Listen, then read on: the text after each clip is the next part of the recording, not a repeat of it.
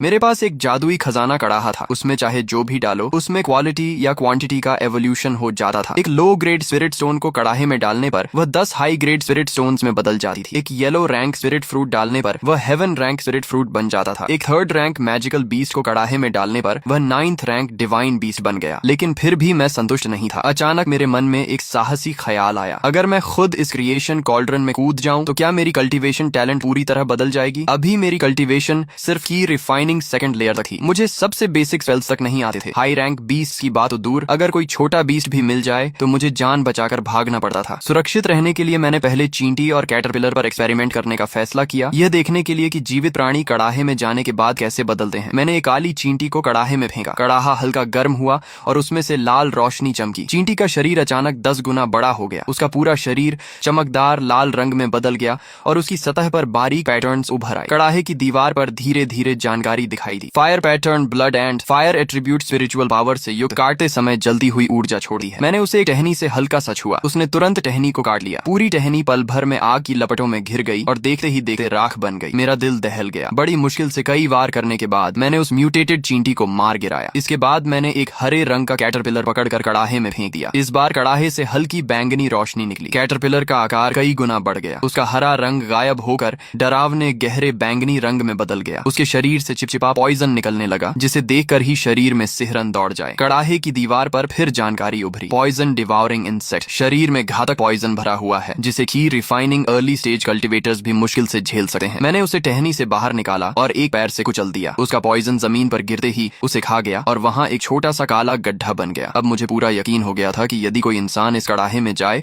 तो उसकी शक्ति में जबरदस्त छलांग लग सकती है। लेकिन मेरे मन में अभी भी एक डर था। कड़ाहे में जाने के बाद क्या मेरी स्पिरिट रूट्स बेहतर होंगी या मैं किसी इंसान और राक्षस के बीच की विकृत क्रीचर बन जाऊंगा। फिर मैंने सोचा, मैं तो वैसे भी एक low grade mixed spirit root वाला बेकार कल्टीवेटर हूँ, जिसकी कल्टीवेशन की स्पीड कछुए से भी धीमी है। अगर मॉन्स्टर भी बन गया तो भी पूरी जिंदगी बेकार रहने से बेहतर होगा। मैंने गहरी सांस ली, दिल की घबराहट दबाई और क्रिएशन कॉल्ड्रन में छलांग लगा दी। जैसे ही मैं अंदर पहुंचा, गर्म और शक्तिशाली ऊर्जा मेरे पूरे शरीर में दौड़ गई। मेरे शरीर से हल्की सुनहरी रोशनी निकलने लगी। हड्डियों से लगातार क्रैक क्रैक की आवाजें आने लगी। मेरा फिजिक आंखों के सामने बदलने लगा। कड़ाहे की दीवार पर जानकारी लगातार बदलती रही। Spirit root purification, physique enhancement और अंत में 4 सुनहरे शब्द वहीं स्थिर हो गए। Heaven tyrant body. उसी पल मेरे शरीर से तेज सुनहरी रोशनी फूटी जो सीधे छत तक जा पहुंची। पूरी लकड़ी की झोपड़ी उसके प्रकाश से जगमगा उठी। ये ठीक नहीं था। अगर सेक्ट के लोगों ने यह असामान्य घटना देख ली तो क्रिएशन कॉल्ड्रन का रहस्य उजागर हो जाएगा। ऐसे खजाने का मालिक होने पर मेरी जान खतरे में पड़ सकती थी। मैंने तुरंत प्रक्रिया रोक दी, पूरी ताकत से बाहर छलांग लगाई और उंगली हिलाकर कड़ाहे को छोटा करके अपने शरीर में समा लिया। फिर मैं तेजी से झोपड़ी से बाहर निकला और छत पर चढ़ गया। रात के अंधेरे में मैंने चारों ओर नजर दौड़ाई। सब कुछ शांत था, कोई असामान्यता नहीं दिखी। तब जाकर मैंने राहत की सांस ली। हेवन टायरेंट बॉडी, ये सेंट बॉडी के बाद दूसरी सबसे शक्तिशाली फिजिक थी। इसके साथ कल्टीवेशन स्पीड आम लोगों से कहीं ज्यादा होती है और शरीर की ताकत बेजोड़ होती है। अगर मैं बीच में बाहर न कूदता तो शायद सीधे सेंट बॉडी में इवॉल्व हो जाता। मुझे अपने पिछले एक्सपेरिमेंट्स याद आए, चाहे स्पिरिट स्टोन्स हों, स्पिरिट फ्रूट्स हों या फिर चींटियां और कैटरपिलर्स। कड़ाहे में जाने के बाद उनकी शक्ति लगभग 10 गुना बढ़ी थी। मैंने सोचा था कि मुझे हाई ग्रेड स्पिरिट रूट मिल जाए तो भी बहुत बड़ी ब्लेसिंग होगी, लेकिन मेरी फिजिक सीधे हेवन टायरेंट बॉडी तक पहुंच गई और सेंट बॉडी से बस एक कदम दूर रह गई। ये कड़ाहा जीवित प्राणियों को निर्जीव वस्तुओं से भी अधिक भयावह तरीके से इवॉल्व करता था। लेकिन खुशी के बाद मैं जल्दी ही शांत हो गया। जो पेड़ सबसे ऊंचा होता है सबसे पहले वही आंधी का निशाना बनता है। सेंट बॉडी जैसी फिजिक बहुत ज्यादा ध्यान आकर्षित करती है। अगर इसका राज खुल गया तो साथ ही डिसाइपल्स ईर्ष्या में मुझे नुकसान पहुंचाने की कोशिश करेंगे और अनगिनत शक्तिशाली लोग भी मेरी ओर आकर्षित होंगे। तब क्रिएशन कॉल्ड्रन का रहस्य छिपाना और मुश्किल हो जाएगा। इसलिए फिलहाल अपनी फिजिक की ऑरा को दबाकर लो प्रोफाइल रहना ही सबसे सुरक्षित रास्ता था। मैं वापस झोपड़ी में गया, कुछ स्पिरिट फ्रूट्स खाए और बैठकर स्पिरिचुअल पावर को रिफाइन करने लगा। सिर्फ 2 घंटे में ही मेरी स्पिरिचुअल पावर काफी बढ़ गई और मैं की refining second layer late stage तक पहुंच गया। इसी स्पीड से चलता रहा तो कल 3rd लेयर में ब्रेक थ्रू कर लूंगा। अगले दिन शाम को मैं अंधेरा होने पर ऑर्चर्ड की ओर गया ताकि स्पिरिट फ्रूट्स इकट्ठा करके कल्टीवेशन कर सकूं। जैसे ही मैं ऑर्चर्ड के दरवाजे पर पहुंचा, मैंने देखा कि कुछ हैंडीमैन डिसाइपल्स मेरी तरफ आ रहे हैं। उनके आगे लिनफील्ड एरिया का नेता श्योंगबा चल रहा था। यह आदमी हमेशा दूसरों पर अत्याचार करता था और कमजोर डिसाइपल्स को सताता था। मेरा दिल बैठ गया, लेकिन मैंने सम्मान दिखाने का नाटक किया। बेयर ब्रदर, क्या आप लोग ऑर्चर्ड की इंस्पेक्शन करने आए हैं? इंस्पेक्शन की ऐसी की तैसी, हम लोगों का कुछ खाने का मन है। तुम्हारे ऑर्चर्ड से कुछ स्पिरिट फ्रूट्स लेने आए हैं। मैंने गुस्सा दबाकर मुस्कुराते हुए कहा, बेयर ब्रदर, रात के खाने के बाद सेक्ट ने already yellow rank low grade spirit fruits बांटे हैं। ज्यादा खाने से स्पिरिचुअल पावर अनस्टेबल हो सकती है और कल्टीवेशन पर बुरा असर पड़ेगा। ज्यादा बकवास मत कर, जितने कह रहे हैं उतने तोड़ और जल्दी से कई दर्जन स्पिरिट फ्रूट्स लेकर आ। मिड ग्रेड स्पिरिट फ्रूट्स तोड़ना, अगर किसी ने लो ग्रेड ग्रेड तोड़े तो मैं उसकी टांगें तोड़ दूंगा। चोंगबा का चेहरा सख्त हो गया और उसने सीधे मेरे चेहरे पर जोरदार थप्पड़ मार दिया। वह पहले से ची रिफाइनिंग थर्ड लेयर में था, इसलिए उस थप्पड़ की ताकत बेहद ज्यादा थी। मैं लड़खड़ा कर पीछे गिर पड़ा और मेरे मुंह के कोने से तुरंत खून निकलने लगा। मेरे दिल में आग की तरह गुस्सा भड़क उठा। मेरा मन कर रहा था कि अभी उसी पर टूट पड़ूं, लेकिन मुझे साफ पता था कि चोंगबा ची रिफाइनिंग थर्ड लेयर में था और उसके आसपास के साथी भी की रिफाइनिंग सेकंड लेयर के कल्टीवेटर्स थे। मैं सिर्फ सेकंड लेयर लेट स्टेज में था। मेरे जीतने की कोई संभावना नहीं थी, इसलिए मैंने अपमान सहते हुए होंठों से खून पोंछा और धीमी आवाज में कहा, बेयर ब्रदर, मेरी गलती माफ कर दीजिए, मैं अभी स्पिरिट फ्रूट तोड़ कर लाता हूँ। चोंगबा ने ठंडी हंसी हंसते हुए मेरी पीठ पर जोरदार लात मारी और बोला, जल्दी कर, समय मत बर्बाद कर, अगर हमारी दावत में देरी हुई तो तेरे लिए अच्छा नहीं होगा। मैं पीठ के दर्द को सहते हुए धीरे धीरे उठा। मेरे दिल में नफरत का तूफान उमड़ रहा था। कल्टीवेशन वर्ल्ड सच में वीक रे स्ट्रॉन्ग रूल वाला संसार था। सेक्ट के अंदर भी अगर ताकत नहीं हो तो लोग तुम्हें रौंद देते हैं। मैं सोच भी नहीं सकता था कि सेक्ट के बाहर की दुनिया कितनी खूनी और क्रूर होगी। आज का यह अपमान मैं याद रखूंगा। एक दिन इसका बदला 10 गुना नहीं 100 गुना लौटाऊंगा। मैं तेजी से ऑर्चर्ड में गया और 40-50 मिड ग्रेड स्पिरिट फ्रूट तोड़कर एक थैले में भर लाया। चोंगबा ने थैला लिया, उसे हाथ में उछाल कर तौला और संतुष्ट होकर मुस्कुराया, समझदार हो तुम, चलो भाइयों, कुछ दिनों बाद फिर आएंगे। मैं वहीं खड़ा रहा और उन्हें रात के अंधेरे में गायब होते देखा रहा। मेरी आंखों में ठंडी किलिंग इंडेंट चमक रही थी। झोपड़ी में लौटने के बाद मैंने समय बर्बाद नहीं किया, तुरंत बैठकर कल्टीवेशन शुरू कर दी और पूरी ताकत से स्पिरिचुअल पावर रिफाइन करने लगा। 1 घंटे बाद मेरे शरीर में स्पिरिचुअल पावर का विस्फोट हुआ और मैं सफलतापूर्वक ची रिफाइनिंग थर्ड लेयर में पहुंच गया। इसी स्पीड से चलता रहा तो 2 महीने के अंदर ची रिफाइनिंग बी तक पहुंच सकता हूँ। चोंगबा, इंतजार कर, जब मैं ची रिफाइनिंग 5th लेयर में पहुंचूंगा तो अपने हाथों से तुझे सबक सिखाऊंगा और आज के अपमान का हिसाब बराबर करूंगा। लेकिन उससे पहले मुझे एक और जरूरी काम करना था। अब मैं ची रिफाइनिंग थर्ड लेयर में पहुंच चुका था। सेक्ट के नियमों के अनुसार अब मैं जनरल अफेयर्स स्टीवर्ड से फर्स्ट ग्रेड स्पेल प्राप्त कर सकता था। स्पेल्स के बिना कल्टीवेशन बढ़ जाने पर भी पूरी ताकत नहीं दिखाई जा सकती थी। मुझे यह भी पता था कि सेक्ट हर महीने की 15 तारीख को आउटर डिसाइपल प्रमोशन एग्जाम आयोजित करता है। 3 शर्तों में से कोई एक पूरी करने पर प्रमोशन मिल जाता है। पहली, यदि किसी के पास हाई ग्रेड स्पिरिट रूट हो तो बिना कल्टीवेशन के भी वह आउटर डिसाइपल बन सकता है। दूसरी, कल्टीवेशन ची रिफाइनिंग थर्ड लेयर या उससे ऊपर हो और उम्र 25 साल से कम हो। तीसरी, एल्केमी, आर्टिफैक्ट रिफाइनिंग, फॉर्मेशन या बीज टाइमिंग जैसे क्षेत्रों में विशेष टैलेंट हो। अब मैं दूसरी शर्त पूरी कर चुका था। अगले महीने की 15 तारीख को मैं जरूर परीक्षा दूंगा। अगली सुबह मैं हमेशा की तरह ऑर्चर्ड में घास साफ कर रहा था और खाद डाल रहा था, लेकिन दिमाग में सिर्फ एक ही बात चल रही थी कि चोंगबा से बदला कैसे लिया जाए। उसके साथ हमेशा कुछ साथी रहते थे और उसकी कल्टीवेशन भी मुझसे ज्यादा थी। अगर मैं खुलेआम हमला करता तो बदला लेने के बजाय सेक्ट मुझे फेलो डिसाइपल्स पर हमला करने के अपराध में सजा दे देता। मुझे ऐसा तरीका चाहिए था जिससे चोंगबा चुपचाप खत्म हो जाए और किसी को शक भी ना हो। तभी मेरी नजर एक कैटरपिलर पर पड़ी जो पेड़ के नीचे रेंग रहा था। मुझे तुरंत अपने पिछले एक्सपेरिमेंट याद आ गए। उसी क्षण मेरे दिमाग में एक योजना कौन थी। अगर मैं क्रिएशन कॉल्ड्रन का इस्तेमाल करूं तो सेक्ट चाहे जितनी जांच करे यही सोचेगा कि उसे किसी जंगली पॉइजनस इंसेक्ट ने मारा है। किसी को भी मुझ पर शक नहीं होगा। लेकिन एक समस्या थी, मैं म्यूटेटेड पॉइजनस इंसेक्ट को अपने आदेश कैसे मानने पर मजबूर करूंगा। सेक्ट के एल्डर्स के पास अपने स्पिरिट बीस्ट्स होते थे, उन्हें वश में करने के कई तरीके थे। मेंटल कॉन्ट्रैक्ट, घायल करके सबमिशन करवाना, विशेष ट्रेजर्स या सीक्रेट टेक्निक्स का उपयोग करना। इसके अलावा एक और सीधा तरीका था, ब्लड रिकॉग्निशन। जैसे ट्रेजर्स पर ब्लड रिकॉग्निशन किया जाता है वैसे ही अपने खून के जरिए मैजिकल बीस्ट से कनेक्शन बनाया जाता है। अगर मैं पहले किसी जीव पर अपना खून डालूं और फिर उसे क्रिएशन कॉल्ड्रन में रिफाइन करूं तो क्या वह सीधे मुझे अपना मास्टर मान लेगा? मैंने तय किया कि रात में वापस जाकर इस थ्योरी को टेस्ट करूंगा। पहले एक कैटरपिलर पर एक्सपेरिमेंट करूंगा। मैं यही सोच रहा था कि दूर से कदमों की आवाज आई। मैंने देखा कि स्टीवर्ट ज़ाओ तियन कुछ हैंडीमैन डिसाइपल्स के साथ ऑर्चर्ड की ओर आ रहा था। वे स्पिरिट फ्रूट्स तोड़ने आए थे। ये श्वन, इधर आकर स्पिरिट फ्रूट्स तोड़ने में मदद करो, ज़ाओ तियन ने आवाज लगाई। मैंने तुरंत काम छोड़ा और तेजी से वहां पहुंच गया। ज़ाओ तियन ने ऑर्चर्ड के स्पिरिट फ्रूट ट्रीज पर नजर डाली और उसकी भौहें सिकुड़ गईं। तुमने कल मिड ग्रेड स्पिरिट फ्रूट्स चुराकर तो नहीं खाए? मेरा दिल धक से रह गया, लेकिन मैंने तुरंत जवाब दिया, स्टीवर्ट ज़ाओ, आप मुझ पर गलत इल्जाम लगा रहे हैं। मिड ग्रेड स्पिरिट फ्रूट्स तो आउटर डिसाइपल्स के लिए होते हैं। चाहे मेरे पास कितना भी साहस क्यों ना हो, मैं उन्हें चुराने की हिम्मत नहीं कर सकता। मैं चोंगबा के बारे में सब बताना चाहता था, लेकिन फिर मैंने अपना इरादा बदल दिया। चोंगबा जरूर अक्सर ज़ाओ तियन को रिश्वत देता होगा। अगर मैंने शिकायत की भी तो ज़ाओ तियन कुछ नहीं करेगा। उल्टा वह सारी बात चोंगबा को बता देगा और चोंगबा मुझसे और ज्यादा नफरत करने लगेगा। वैसे भी मैं उसे गुप्त रूप से खत्म करने की योजना बना रहा था। ऐसे समय पर खुला टकराव करना ठीक नहीं था। अगर बाद में चोंगबा मर गया तो सबसे पहला शक मुझ पर ही आएगा। ज़ाओ तियन ने फिर पूछा, अगर तुमने नहीं खाया तो स्पिरिट फ्रूट्स इतने कम कैसे हो गए? मैंने शांत स्वर में कहा, स्टीवर्ट ज़ाओ, मैंने सच में नहीं खाया। आप खुद सोचिए, अगर आपको कमी साफ दिखाई दे रही है तो कम से कम 50 से ज्यादा फ्रूट्स गायब होंगे। मैं सिर्फ की रिफाइनिंग थर्ड लेयर का कल्टीवेटर हूँ। चाहे कितना भी खाऊं, एक रात में इतने स्पिरिट फ्रूट्स नहीं खा सकता। ज़ाओ तियन ने फिर पूछा, क्या कल रात तुम्हें कोई आवाज सुनाई दी थी? क्या किसी ने स्पिरिट फ्रूट्स चुराए हैं? मैंने मासूम बनने का नाटक करते हुए कहा, सोने से पहले मैंने ऑर्चर्ड की जांच की थी, सब कुछ सामान्य था। उसके बाद मैं सो गया, फिर क्या हुआ मुझे नहीं पता। ज़ाओ तियन काफी देर तक पूछताछ करता रहा, लेकिन उसे कोई जवाब नहीं मिला। आखिर उसने कहा, ठीक है, अब मैं समझ गया, आगे से रात में ज्यादा सतर्क रहना। अगर कोई कोई हलचल सुनाई दे तो तुरंत बाहर निकलकर जांच करना। अगर दोबारा स्पिरिट फ्रूट्स गायब हुए तो तुमसे जवाब मांगा जाएगा। मैंने तुरंत सिर झुकाया। जी स्टीवर्ड जाओ, आपकी सलाह के लिए धन्यवाद। जाओ तियान और बाकी डिसाइपल्स स्पिरिट फ्रूट्स लेकर चले गए। उनके जाते ही मैंने ऑर्चर्ड से एक कैटरपिलर पकड़ा और कुछ मधुमक्खियां भी कपड़े में लपेटकर चुपचाप झोपड़ी में ले आया। मैंने क्रिएशन कॉल्ड्रन को छोटा करके मेज पर रखा, फिर अपनी उंगली पर हल्का सा घाव किया और कुछ बूंदें खून की कैटरपिलर पर टपका दी। इसके बाद मैंने उसे कॉल्ड्रन में फेंक दिया। कॉल्ड्रन से हल्की लाल रोशनी निकली। एक चमक के साथ कैटरपिलर का शरीर कई गुना बड़ा हो गया। उसका पूरा शरीर आग की तरह लाल हो गया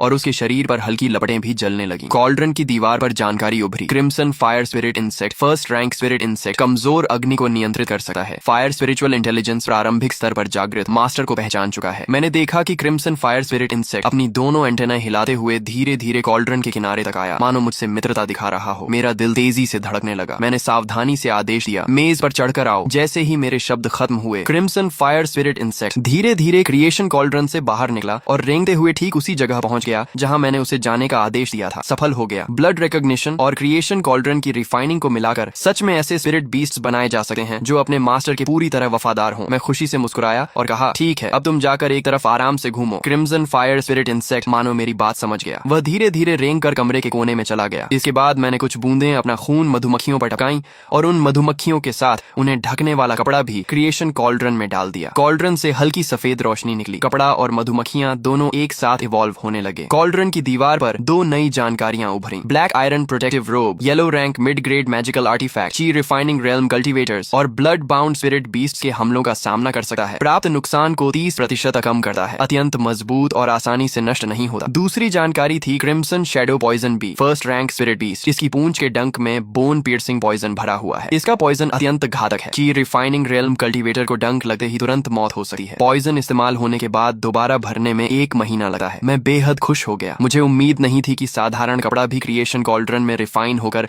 मैजिकल आर्टिफैक्ट बन सकता है। हालांकि ब्लैक आयरन प्रोटेक्टिव रोब का रंग पहले से काफी गहरा होकर काला हो गया था। यह ज्यादा ध्यान आकर्षित नहीं करता था, लेकिन फिर भी किसी को शक हो सकता था, इसलिए मुझे भविष्य में इसे सावधानी से पहनना होगा। तभी एक गहरे लाल रंग की पॉइजन बी कपड़े के अंदर से बाहर निकली। उसके पंखों से लगातार भनभनाहट की आवाज आ रही थी। वह मेरे सामने हवा में स्थिर होकर बड़ी शांति से मुझे देखने लगी। मैं अनजाने में एक कदम पीछे हट गया और पूरा शरीर सतर्क हो गया। मुझे डर था कि कहीं वह मुझ पर हमला न कर दे। मैंने धीरे से हाथ बढ़ाया और आदेश दिया, जाकर बिस्तर के पास बैठो। मेरे शब्द खत्म होते ही क्रिम्सन शैडो पॉइजन बी भनभनाती हुई बिजली जैसी गति से उड़कर बिस्तर के पास पहुंच गई। उसकी स्पीड इतनी तेज थी कि मैं खुद भी हैरान रह गया। मेरे मन में तुरंत एक विचार आया, इतनी स्पीड के साथ की रिफाइनिंग 5th लेयर का कल्टीवेटर भी इसके हमले से बच नहीं पाएगा। अगर इसका इस्तेमाल च्योंग बा को खत्म करने के लिए किया जाए तो सफलता लगभग निश्चित होगी। मैंने फिर आदेश दिया, वापस आओ। क्रिम्सन शैडो पॉइजन बी तुरंत उड़कर मेरे पास लौट आई। इसके बाद मैंने 3 और मधुमक्खियां पकड़ी और उसी तरीके से उन्हें भी क्रिम्सन शैडो पॉइजन बीज में बदल दिया ताकि जरूरत पड़ने पर अतिरिक्त सहायता मिल सके। अब मेरे पास कुल 4 पॉइजन बीज थी। इन चारों के साथ अगर मेरा सामना की रिफाइनिंग 5th लेयर के कल्टीवेटर से भी हो जाए तो मेरे पास लड़ने की क्षमता होगी। उसी दिन रात के खाने के बाद मैं हमेशा की तरह ऑर्चर्ड में स्पिरिट फ्रूट्स लेने जाने वाला था कि तभी मैंने देखा श्योंग बा अपने कुछ साथियों के साथ फिर ऑर्चर्ड के दरवाजे पर आ पहुंचा। ये आदमी सच में दोबारा आ गया। मेरे दिल में ठंडी हंसी गूंज उठी, लेकिन चेहरे पर मैंने सम्मान का भाव बनाए रखा। बेयर ब्रदर, आप आ गए। मैं अभी आपके लिए स्पिरिट फ्रूट्स तोड़कर लाता हूँ। श्योंग बा घमंड से मुस्कुराया, अच्छा है, अब तुम समझदार हो गए हो। उसके आसपास खड़े साथी भी हंसने लगे। बेयर ब्रदर, इस लड़के को पिछली बार आपने जो पीटा था उसके बाद ये काफी सीधा हो गया है। ये ऐसा ही है, जब तक मारना पड़े तब तक बात नहीं मानता। दूसरा आदमी बोला, बेयर ब्रदर, क्यों ना जाओ स्टीवर्ड से कहकर इसे स्पिरिट फील्ड एरिया में काम पर भेज दें और ऑर्चर्ड की रखवाली के लिए हमारे किसी आदमी को लगा दें, फिर हमें स्पिरिट फ्रूट्स खाने में और भी आसानी होगी। च्योंग बा ने हंसते हुए कहा, तुम्हें कुछ समझ नहीं है। जाओ स्टीवर्ड को आदमी बदलने के लिए कम से कम 5 लो ग्रेड स्पिरिट स्टोन्स रिश्वत में देनी पड़ेंगी। उसके बाद हर महीने 2 और स्पिरिट स्टोन्स देने होंगे। अभी तो बिना एक भी स्पिरिट स्टोन खर्च किए हम मिड ग्रेड स्पिरिट फ्रूट्स खा रहे हैं। इससे अच्छा सौदा और क्या होगा। उसके साथ ही तुरंत चापलूसी करने लगे। बेयर ब्रदर सच में बहुत बुद्धिमान है। सबके चेहरों पर खुशामद भरी मुस्कान थी। मैंने कुछ नहीं कहा, चुपचाप ऑर्चर्ड में गया, कई दर्जन मिड ग्रेड स्पिरिट फ्रूट्स तोड़े और उन्हें एक थैले में भरकर श्योंग बा को दे दिया। बेयर ब्रदर, ये लीजिए। श्योंग बा ने थैला लिया, संतुष्ट होकर सिर हिलाया और बोला, बहुत बढ़िया, चलो भाइयों, रास्ते में खाते हुए चलते हैं। इतना कहकर वह और उसके साथी हंसते बोलते ऑर्चर्ड से निकल गए। जैसे ही वे कुछ दूर पहुंचे, मैंने तुरंत मन ही मन आदेश दिया कि चारों क्रिम्सन शैडो पॉइजन बीज चुपचाप उनका पीछा करें और बिना किसी को पता चले श्योंग बा और उसके साथियों का अंत कर दें। चारों क्रिम्सन शैडो पॉइजन बीज अपने अपने लक्ष्य की ओर बढ़ीं और बिना कोई आवाज किए श्योंग बा और उसके साथियों तक पहुंच गईं। उनमें से एक पॉइजन बी सीधे श्योंग बा के कान के पीछे जा पहुंची और उसी क्षण उसने अपना डंक घोंप दिया। बोन पियर्सिंग पॉइजन पल भर में श्योंग बा के शरीर में फैल गया। श्योंग बा दर्द से चीख उठा और तुरंत कान के पीछे हाथ मारने लगा, लेकिन तब तक पॉइजन बी गायब हो चुकी थी। ऐसा लग रहा है जैसे किसी चीज ने मुझे डंक मारा है। श्योंगबा की चेतना तेजी से धुंधली होने लगी, उसकी जुबान लड़खड़ाने लगी और शब्द साफ निकलना बंद हो गए। बात पूरी भी नहीं हुई थी कि वह धड़ाम से जमीन पर गिर पड़ा और उसकी सांसें हमेशा के लिए रुक गईं। उसके तीनों साथी अभी समझ भी नहीं पाए थे कि क्या हुआ है कि बाकी 3 क्रिम्सन शैडो पॉइजन बीज ने भी उन्हें डंक मार दिया। कुछ ही पलों में वे भी एक एक करके जमीन पर गिर पड़े और उनकी भी मौत हो गई। अरे नहीं, बेयर ब्रदर और बाकी लोगों के साथ कुछ हो गया। अभी तो बेयर ब्रदर कह रहे थे कि किसी चीज ने उन्हें डंक मारा है। क्या ये पॉइजन बीज हैं? यहाँ जानलेवा पॉइजन बीज हैं, भागो। दूर से गुजर रहे कुछ हैंडीमैन डिसाइपल्स ने यह दृश्य देखा तो डर के मारे उनकी हालत खराब हो गई। वे चीखते हुए चारों दिशाओं में भाग गए। अगले ही दिन सुबह श्योंगबा और उसके साथियों की पॉइजन बीज के डंक से हुई मौत की खबर पूरे हैंडीमैन एरिया में फैल गई। चीफ स्टीवर्ड लिन खुद लोगों को लेकर जांच करने आया। जांच के बाद यह तय हुआ कि चारों की मौत म्यूटेटेड पॉइजन बीज के डंक से हुई थी। चीफ स्टीवर्ड लिन ने मामला सेक्ट एल्डर्स को सौंप दिया। एल्डर्स को घटना थोड़ी अजीब जरूर लगी, लेकिन चिंगयुन सेक्ट विशाल क्षेत्र में फैला हुआ था और उसके पीछे गहरे पहाड़ों और जंगलों की लंबी श्रृंखला थी। वहां म्यूटेटेड पॉइजनस इंसेक्ट्स और पॉइजन बीज का मिलना कोई अनोखी बात नहीं थी। ऊपर से सिर्फ 4 हैंडीमैन डिसाइपल्स की मौत हुई थी, जो पूरे चिंगयुन सेक्ट के हिसाब से बेहद छोटी घटना मानी गई। फिर भी इस घटना ने पूरे हैंडीमैन एरिया में हलचल मचा दी। हर कोई डरा हुआ था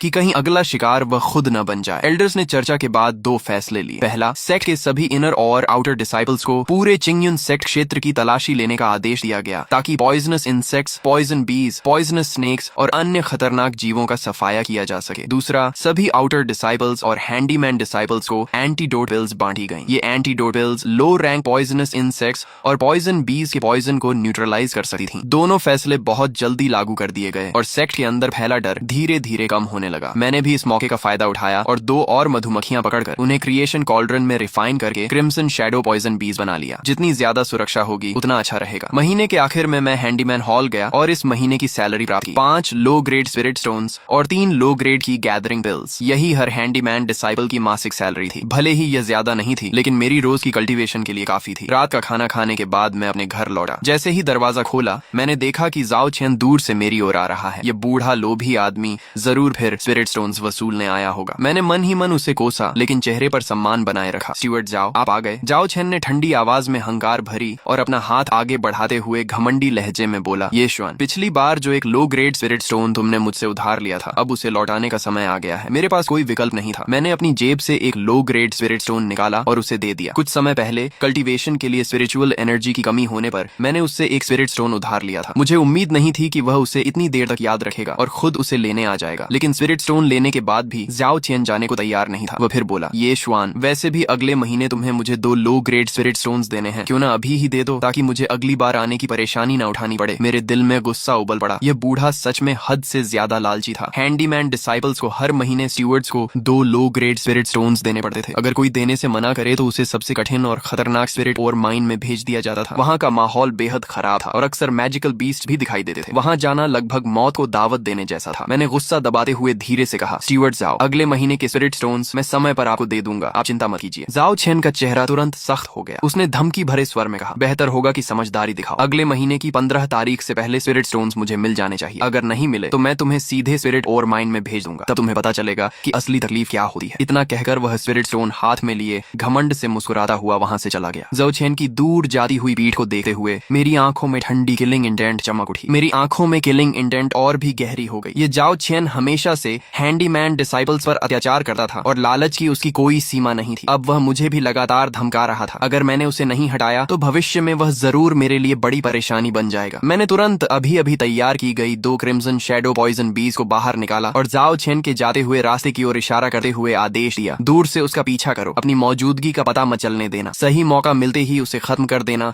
और काम बिल्कुल साफ सुथरा होना चाहिए। दोनों क्रिम्सन शैडो पॉइजन बीज ने भनभनाते हुए अपने पंख फड़फड़ाए और बिना कोई आवाज किए जाओ चेन के पीछे उड़ गईं। ये सब करने के बाद मैं वापस कमरे में गया, बैठकर कल्टीवेशन करने लगा और ची गैदरिंग पिल खाकर पूरी ताकत से कल्टीवेशन शुरू कर दी। जाओ चेन का मामला अब कल की खबरों पर छोड़ दिया था। फिलहाल मेरे लिए सबसे जरूरी चीज अपनी कल्टीवेशन बढ़ाना और की रिफाइनिंग 3rd लेयर की फाउंडेशन को मजबूत करना था। अगले महीने की 15 तारीख को होने वाली आउटर डिसाइपल एग्जाम में सफल होना मेरे लिए सबसे महत्वपूर्ण था। सिर्फ आउटर डिसाइपल बनने के बाद ही मैं हैंडीमैन डिसाइपल की पहचान से छुटकारा पा सकता था, ज्यादा कल्टीवेशन रिसोर्सेज पा सकता था, अपनी किस्मत खुद नियंत्रित कर सकता था और उन सभी लोगों से बदला ले सकता था जिन्होंने कभी मेरा अपमान किया था। 2 घंटे बाद मेरे शरीर के अंदर स्पिरिचुअल पावर का जोरदार विस्फोट हुआ और एक और बॉटलनेक टूट गया। मैं साफ महसूस कर सकता था कि मेरे मेरे शरीर की स्पिरिचुअल पावर पहले से कहीं ज्यादा मजबूत हो गई है। मेरी कल्टीवेशन आधिकारिक रूप से की रिफाइनिंग 4th लेयर में प्रवेश कर चुकी थी। की रिफाइनिंग 3rd लेयर से 4th लेयर तक पहुंचने में मुझे सिर्फ 8 दिन लगे थे। इन 8 दिनों में मैंने 20 से ज्यादा yellow rank low grade spirit fruits, एक yellow rank mid grade spirit fruit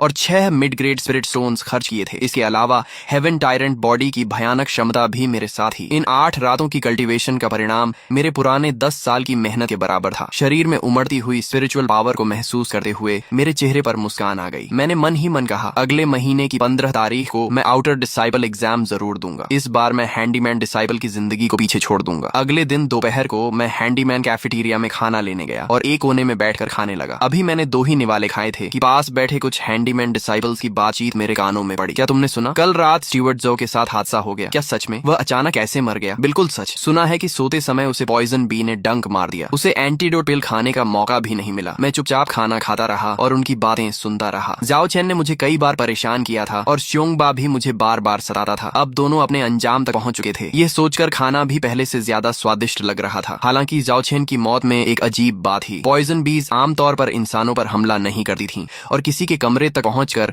उसके सोते समय हमला करना तो और भी असामान्य था। ऐसा लग रहा था मानो कोई खास तौर पर उससे बदला लेने आया हो। लेकिन सेक्ट एल्डर्स ने काफी जांच की और कोई सबूत नहीं मिला। आखिरकार इस घटना को भी एक दुर्घटना मानकर बंद कर दिया गया। सिर्फ इतना आदेश दिया गया कि सभी हैंडीमैन डिसाइपल्स रात में दरवाजे और खिड़कियां अच्छी तरह बंद रखें और सावधान रहें। जाओ चेन की मौत के बाद चीफ स्टीवर्ड लीन ने एक नए स्टीवर्ड को नियुक्त किया। सौभाग्य से यह नया स्टीवर्ड शांत स्वभाव का था और उसने मुझे किसी तरह की परेशानी नहीं दी। कुछ दिन बाद जब मेरी कल्टीवेशन पूरी तरह स्थिर हो गई तो मैं चीफ स्टीवर्ड लिन से लो लेवल स्पेल्स सीखने के लिए हैंडीमैन मेन हॉल पहुंचा। चीफ स्टीवर्ड लिन हाथ पीछे बांधे खड़ा था। मुझे इतनी कम उम्र में वहां देखकर उसके चेहरे पर आश्चर्य दिखाई दिया। उसने पूछा, तुम्हारी उम्र में कल्टीवेशन ची रिफाइनिंग 2nd लेयर तक पहुंच गई है क्या? साधारण हैंडीमैन डिसाइपल्स की टैलेंट बहुत साधारण होती है। उन्हें ची रिफाइनिंग 0 लेयर से 2nd लेयर तक पहुंचने में कम से कम 8-10 साल लग जाते हैं। मैंने सम्मान पूर्वक उत्तर दिया, डिसाइपल पहले ही ची रिफाइनिंग 2nd लेयर तक पहुंच चुका है। चीफ स्टीवर्ड लीन की आंखों में हैरानी और बढ़ गई। उसने मेरी कलाई पकड़ी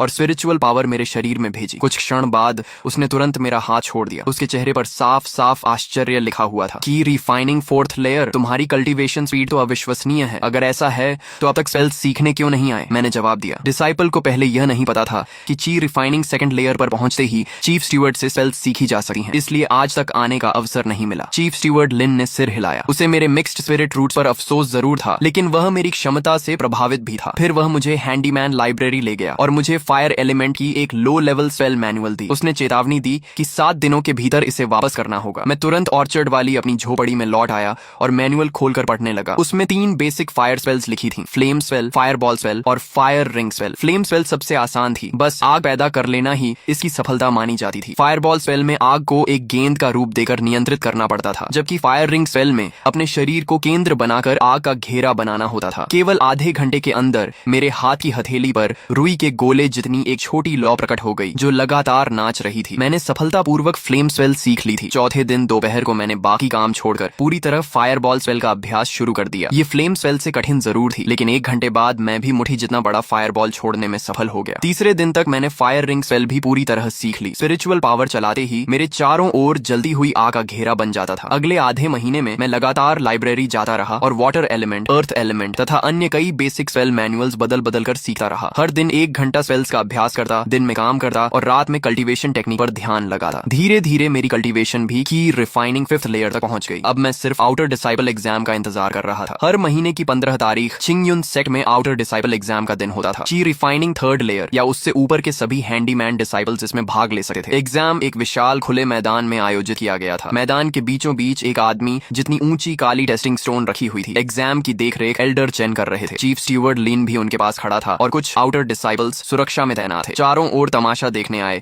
हैंडीमैन डिसाइबल्स की भीड़ लगी हुई थी और सभी उत्साह से बातें कर रहे थे। पहला चरण कल्टीवेशन टेस्ट का था। मैं बाकी उम्मीदवारों के साथ लाइन में खड़ा हो गया। मेरा चेहरा शांत था, लेकिन अंदर हल्की घबराहट जरूर थी। कुछ उम्मीदवार एक एक करके टेस्टिंग स्टोन के पास गए। कुछ की कल्टीवेशन सिर्फ की रिफाइनिंग 2nd लेयर निकली, इसलिए टेस्टिंग स्टोन ने कोई प्रतिक्रिया नहीं दी और उन्हें निराश होकर लौटना पड़ा। कुछ की रिफाइनिंग 3rd लेयर में थे, लेकिन उनकी उम्र 25 साल से ज्यादा थी और स्पिरिट रूट्स भी कमजोर थीं, इसलिए वे भी असफल हो गए। तभी 24 साल का एक युवक मंच पर आया। उसकी कल्टीवेशन ची रिफाइनिंग 3rd लेयर निकली और एल्डर चेन ने सिर हिलाकर उसे पास घोषित कर दिया। नीचे खड़े लोग ईर्ष्या भरी नजरों से उसे देखने लगे। आखिर मेरी मेरी बारी आ गई। मैं मंच पर चढ़ा और अपना हाथ टेस्टिंग स्टोन पर रख दिया, लेकिन मैं चीफ स्टीवर्ड लिन की वह बात भूल गया कि टेस्ट के समय पूरी स्पिरिचुअल पावर पत्थर में भेजनी होती है, इसलिए टेस्टिंग स्टोन ने कोई प्रतिक्रिया नहीं दी। नीचे खड़े लोग तुरंत हंसने लगे। ये लड़का कहीं बेकार कल्टीवेटर तो नहीं, ची रिफाइनिंग 0 लेयर वाला भी एग्जाम देने आ गया? कितनी शर्म की बात है, जल्दी नीचे उतरो। एक अधिकारी ने भौहें चढ़ाते हुए डांटा कि रिफाइनिंग 0 लेयर वाला होकर भी एग्जाम देने आया है, तुरंत नीचे उतर जाओ और एग्जाम में बाधा मत डालो। तभी जब मैं दोबारा स्पिरिचुअल पावर चलाने वाला था, चीफ स्टीवर्ड लीन अचानक खड़ा हो गया और उसने अधिकारी को रोक दिया। 1 मिनट, क्या तुमने अभी अपनी स्पिरिचुअल पावर पूरी तरह इस्तेमाल नहीं की? टेस्टिंग स्टोन में पूरी स्पिरिचुअल पावर भेजनी पड़ती है, तभी असली कल्टीवेशन दिखाई देती है। तब जाकर मुझे अपनी गलती समझ में आई। मैंने तुरंत सिर हिलाया, दोबारा हाथ टेस्टिंग स्टोन पर रखा और अपने शरीर की सारी स्पिरिचुअल पावर उसमें प्रवाहित कर दी। उसी क्षण टेस्टिंग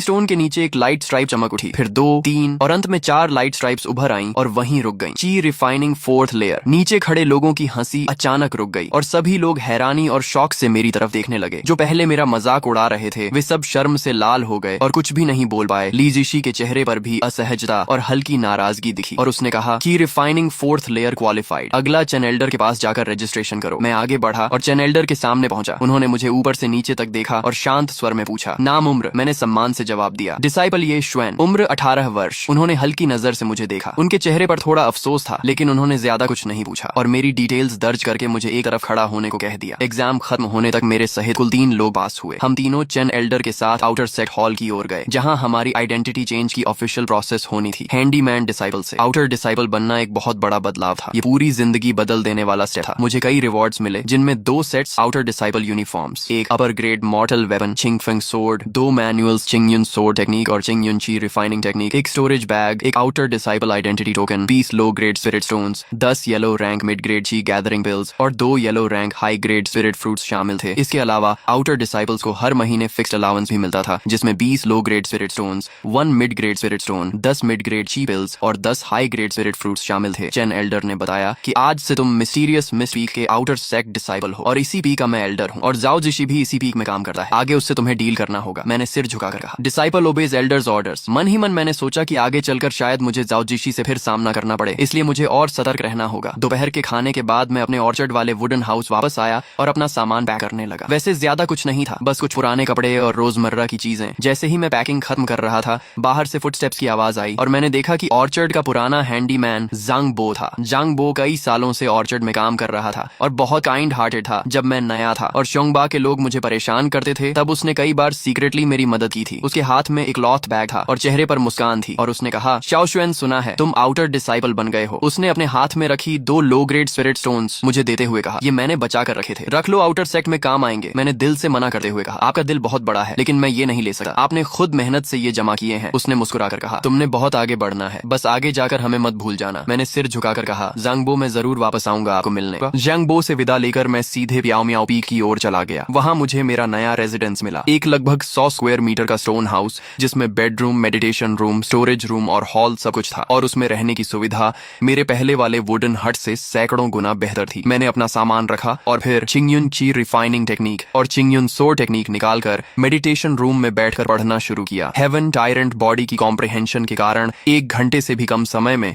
मैंने दोनों टेक्निक्स को पूरी तरह समझ लिया और अभ्यास के योग्य हो गया। इसके बाद मैंने अपने अंदर मौजूद क्रिएशन कॉल्ड्रन को समन किया और जो भी रिवॉर्ड में मिले स्पिरिट स्टोन, पिल्स और स्पिरिट फ्रूट्स थे, उन्हें उसमें डाल दिया। एक हल्की चमक के साथ उनकी क्वालिटी और स्ट्रेंथ दोनों बढ़ गईं और मुझे काफी बड़ा फायदा हुआ। इसके बाद मैं ध्यान में बैठ गया और चिंगयुन ची रिफाइनिंग टेक्निक को चलाकर अपनी ची रिफाइनिंग 5th लेयर कल्टीवेशन को स्टेबलाइज किया। 4 दिन की सुबह मैं जल्दी उठा और चिंगफंग सोर्ड लेकर स्टोन हाउस के बाहर खुले मैदान में गया, जहां मैंने आधे घंटे तक चिंगयुन सोर्ड टेक्निक का अभ्यास किया और उसके बेसिक मूव्स को पूरी तरह मास्टर कर लिया। इसके बाद मैं पियाओ मियाओ पी के आउटर सेक्ट हॉल की तरफ गया। जैसे ही मैं प्रैक्टिस एरिया में पहुंचा, कई डिसाइपल्स की नजरें मुझ पर पड़ गईं। कुछ फीमेल डिसाइपल्स मेरी अपीयरेंस देकर धीमे स्वर में बातें करने लगीं, जबकि कुछ मेल डिसाइपल्स, जिन्हें पता चला कि मैं हैंडीमैन बैकग्राउंड से आया हूं, मुझे तिरस्कार भरी नजरों से देखने लगे और कहने लगे कि सिर्फ एक हैंडीमैन है, भले ही आउटर डिसाइपल बन गया हो, उसकी टैलेंट कुछ खास नहीं होगी, वह जल्द ही बेकार साबित होगा। मैंने उनकी बातों पर ध्यान नहीं दिया और बस हल्का सा सिर झुका दिया। तभी एक रेड ड्रेस पहने हुई फीमेल डिसाइपल मेरे पास आई। उसने मुस्कुराते हुए पूछा, जूनियर ब्रदर, क्या तुम नए आए हो? मैंने जवाब दिया, सीनियर सिस्टर, मेरा नाम ये श्वान है, मैं कल ही एग्जाम पास करके हैंडीमैन से आउटर डिसाइपल बना हूँ। उसने मुस्कुराकर कहा, मैं शाओ वानर हूँ, अगर तुम्हें कोई चीज समझ नहीं आए तो मुझसे पूछ सकते हो। दूर खड़े वे मेल डिसाइपल्स जो मेरा मजाक उड़ा रहे थे, ये देखकर और ज्यादा नाराज हो गए और कहने लगे कि ये हैंडीमैन लड़का सिर्फ सुंदर सीनियर सिस्टर से बात करने का मौका ढूंढ रहा है और अगर उसने दोबारा कोशिश की तो उसे सबक सिखाएंगे। मैंने उनकी बातों को नजरअंदाज कर दिया क्योंकि कल्टीवेशन वर्ल्ड में स्ट्रेंथ ही सब कुछ थी और जैसे जैसे मेरी स्ट्रेंथ बढ़ेगी वे खुद मुझसे डरेंगे। कुछ देर बाद Elder chain 5 outer set instructors के साथ बाहर आए और सभी डिसाइपल्स को लाइन में खड़ा कर दिया। उन्होंने कुछ बेसिक इंस्ट्रक्शंस दिए और फिर सभी को फ्री कल्टीवेशन के लिए छोड़ दिया। मैंने अपने क्रिएशन कॉल्ड्रन का इस्तेमाल करके पहले से कलेक्टेड स्पिरिट फ्रूट्स और हर्ब्स उसमें रिफाइन किए और उनकी क्वालिटी बढ़ाई। फिर अगले दिन उन्हें एक्सचेंज करने की योजना बनाई। अगले दिन सुबह जब मैं सोर्ड प्रैक्टिस के बाद बाहर निकलने वाला था, स्याओ वानर सीनियर सिस्टर फिर मेरे पास आई और पूछा कि मैं कहाँ जा रहा हूँ और क्या मैंने माउंटेन पेट्रोल किया है। मैंने सच बताया कि मैं एक्सटर्नल हॉल जा रहा हूँ और पेट्रोल पर नहीं गया था। वह क्यूरियस होकर पूछने लगी कि मैंने इतने स्पिरिट फ्रूट्स और हर्ब्स कैसे कलेक्ट किए, क्या कोई सीनियर डिसाइपल मुझे लेकर गया था। मैंने मुस्कुराकर कहा कि मैंने खुद ही थोड़ा फ्लाइंग सोर्ड टेक्निक सीख लिया है और मैं हवा में उड़ सकता हूँ। इतना कहकर मैंने चिंगफंग सोर्ड को समन किया, हल्के से कूदकर उस पर खड़ा हो गया। स्याओ वानर मुझे उड़ते हुए देखकर हैरान रह गई और उसकी आंखों में आश्चर्य भर गया। उसका चेहरा आश्चर्य से भर गया। ये शिडी, तुम सच में सोर्ड कंट्रोल करके उड़ सकते हो? आमतौर पर आउटर डिसाइपल्स को कम से कम की रिफाइनिंग 6th लेयर तक जाना पड़ता है, तभी वे सही तरीके से फ्लाइंग सोर्ड कंट्रोल कर पाते हैं और तुम तो अभी की रिफाइनिंग 5th लेयर में हो ना। मैंने हल्की मुस्कान के साथ ज्यादा कुछ एक्सप्लेन नहीं किया और स्याओ वानर को हाथ जोड़कर कहा, सीनियर सिस्टर मैं अब चलता हूँ, और फिर चिंगफंग सोर्ड पर सवार होकर सीधे आउटर सेट हॉल की तरफ उड़ गया। पीछे सिर्फ एक स्टंड स्याओ वानर रह गई। आउटर सेट हॉल पहुंचकर मैं मटेरियल एक्सचेंज काउंटर पर गया और जो भी रिफाइंड स्पिरिट फ्रूट्स और हर्ब्स थे उन्हें निकाल कर एक्सचेंज किया और मुझे 125 लो ग्रेड स्पिरिट स्टोन्स मिले। इसके बाद मैं ट्रेजर पवेलियन गया और स्पिरिट फ्रूट्स हर्ब्स इंसाइक्लोपीडिया और बीस्ट इलस्ट्रेशन कंपेंडियम उधार लिया। ये दोनों बुक्स मुझे स्पिरिट प्लांट्स और बीस्ट्स को पहचानने में मदद करेंगे और फ्यूचर एक्सप्लोरेशन के लिए बहुत यूजफुल थे। वापस मियाओ मियाओ पीक वाले रेजिडेंस में आकर मैंने दरवाजा बंद किया और फिर क्रिएशन कॉल्ड्रन को समन किया। 125 लो ग्रेड स्पिरिट स्टोन्स और पहले बचे हुए 22 लो ग्रेड स्पिरिट स्टोन्स को एक साथ उसमें डाल दिया। 2 राउंड्स ऑफ रिफाइनमेंट के बाद मुझे 18 हाई ग्रेड स्पिरिट स्टोन्स और 199 रिफाइंड यूनिट्स प्राप्त हुए, जो एक बहुत बड़ा प्रॉफिट था। अगले 4 दिनों तक मैं दोनों बोरोड बुक्स पढ़ता रहा और साथ साथ चिंगयुन ची रिफाइनिंग टेक्निक और चिंगयुन सोर्ड टेक्निक का अभ्यास करता रहा। हर दिन स्पिरिट स्टोन्स की एनर्जी अब्सॉर्ब करता रहा। हेवन टायरेंट बॉडी की कॉम्प्रिहेंशन की वजह से मैंने बहुत जल्दी सब कुछ याद कर लिया और मेरी कल्टीवेशन भी ची रिफाइनिंग 7th लेयर तक पहुंच गई। अपने अंदर बढ़ती हुई स्पिरिचुअल पावर को महसूस करते हुए मैंने तय किया कि अगले दिन मैं अकेले रिसोर्स गैदरिंग के लिए बाहर जाऊंगा, क्योंकि क्रिम्सन शैडो पॉइजन बीज मेरे साथ ही। इसलिए अगर कोई टियर 2 बीस्ट भी आ जाए तो मैं उससे लड़ सकता था और ज्यादा रिसोर्सेज इकट्ठा करके अपनी कल्टीवेशन तेजी से बढ़ा सकता था। अगली सुबह अर्ली ट्रेनिंग के बाद मैं अकेले फ्लाइंग सोर्ड पर सवार होकर सेक्ट बैरियर से बाहर निकल गया और क्रिम्सन शैडो पॉइजन बीज को समन किया। वे एक बड़े स्पैरो जैसी बॉडी के साथ मेरे पीछे उड़ रही थीं। उनके तेज सुनहरे पंख उनकी सबसे खतरनाक वेपन थे। सेक्ट के आसपास 30-40 माइल्स तक ज्यादातर स्पिरिट फ्रूट्स और हर्ब्स पहले ही डिसाइपल्स द्वारा कलेक्ट कर लिए जाते थे, इसलिए मैं और दूर पहाड़ों की तरफ गया जहां रिसोर्सेज ज्यादा अबंडेंट थे। लगभग 30-40 माइल्स उड़ने के बाद मैंने सोर्ड नीचे उतारी और पैदल जंगल में प्रवेश किया। मैं ध्यान से स्पिरिट प्लांट्स आइडेंटिफाई कर रहा था और आसपास सतर्क था ताकि कोई पावरफुल बीस्ट अचानक हमला न कर दे। तभी जब मैं आधा बैग स्पिरिट फ्रूट्स कलेक्ट कर चुका था, एक तेज और दर्दनाक वुल्फ हाउल गूंजा और तुरंत ही एक 3 सिर वाला विशाल डीमन वुल्फ जंगल से बाहर कूद आया। Tier 2 beast 3 headed demon wolf. उसकी स्पीड बहुत तेज थी और कुछ ही सेकंड में वह मेरे सामने पहुंच गया। उसके तीनों सिरों ने एक साथ दहाड़ते हुए शार्प टीथ दिखाए और आसपास फाउल विंड फैल गई। मैंने तुरंत स्पिरिचुअल पावर एक्टिवेट किया और एक फायर बॉल बनाकर उस पर अटैक किया, लेकिन वह बहुत एजाइल था और आसानी से डॉज कर गया। फायर बॉल पीछे एक पेड़ पर लगा और उसे जला दिया। उसी मोमेंट जब वह फिर से मुझ पर झपटा, मैंने क्रिम्सन शैडो पॉइजन बी को कमांड दिया और वह तेज बुलेट की तरह उसके मिडिल हेड की तरफ शूट हुई और उसके शार्प विंग्स ने सीधे उसके मिडिल हेड को कट कर दिया। ब्लड स्प्रे हुआ और वह दर्द से चिल्लाया, लेकिन अभी भी गिरा नहीं। उसके बाकी 2 सिर और ज्यादा वायलेंट हो गए और मेरी तरफ फिर से अटैक किया। मैं तुरंत चिंगफंग सोर्ड पर जंप करके हवा में उठ गया और बेहद टेंस हो गया। फिर मैंने फायर सर्कल टेक्निक एक्टिवेट की और एक बर्निंग रिंग मेरे चारों तरफ फैल गई। वह 3 सिर वाला वुल्फ फिर से जंप करके अटैक करने आया, लेकिन आग की रिंग से टकराकर जलने लगा और दर्द से तड़पने लगा। उसके शरीर पर कई डीप वुंड्स बन गए और उसकी स्ट्रेंथ धीरे धीरे खत्म होने लगी। मौका देकर मैं नीचे उतरा और अपने फुल की रिफाइनिंग पावर को हाथ में कॉन्सेंट्रेट करके उसके सिर पर जोरदार पाल्म स्ट्राइक किया और उसका हेड क्रश हो गया और वह पूरी तरह डेड हो गया। मैं सांस लेते हुए थोड़ा पीछे हटा। अगर क्रिम्सन शैडो पॉइजन बी न होती तो ची रिफाइनिंग 7th लेयर पर भी इस टियर 2 बीस्ट को मारना आसान नहीं था। मैंने उसके बॉडी की जांच की तो अंदर से एक ब्लैक ग्लोइंग बीस्ट कोर मिला। टियर 2 बीस्ट कोर बहुत वैल्यूएबल आइटम था, जिसे या तो रिफाइन करके इस्तेमाल किया जा सकता था या कॉल्ड्रन में डालकर अपग्रेड किया जा सकता था। मैंने उसका फर और क्लॉज भी कलेक्ट किए और स्टोरेज बैग में रख दिए। फिर बिना रुके आगे फॉरेस्ट में स्पिरिट हर्ब्स कलेक्ट करता रहा। क्रिम्सन शैडो पॉइजन बीज मेरे चारों तरफ गार्ड करती रही और मैं स्टेडीली रिसोर्सेज इकट्ठा करता गया। धीरे धीरे बैग भर गया और शाम होते होते फॉरेस्ट और डेंजरस हो गया, इसलिए मैं वापस सेक्ट की ओर उड़ गया। फ्लाइट के दौरान मैं फाइट को याद करते हुए